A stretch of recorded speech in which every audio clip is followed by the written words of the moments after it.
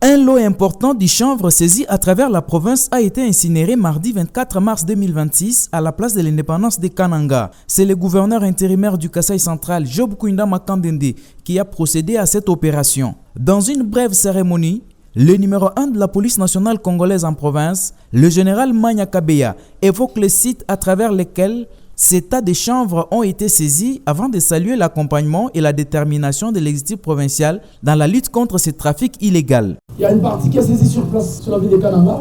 Une autre partie est saisie à l'aéroport. Il y a des quantités que nous avons saisies dans des entrepôts. Il y a des quantités que nous avons interceptées en train de venir et entrer sur la ville de Kananga. Il y a une quantité que nous avons saisie à partir de Luisa et une partie qui allait vers Meneditu et une autre partie qui faisait le Katanga vers Lualaba. Il y a aussi une partie qui faisait l'Angola. Ceci, c'est pour dire que les autorités de la province ne sont nullement impliquées à quelque degré que ce soit dans le commerce illicite. Au nom de Joseph Moïse Kamboulou Konko à mission, Job Kouinda Makandende a mis en garde contre les trafiquants de cette drogue avant d'appeler le centre kassaïen à ne pas céder à la désinformation.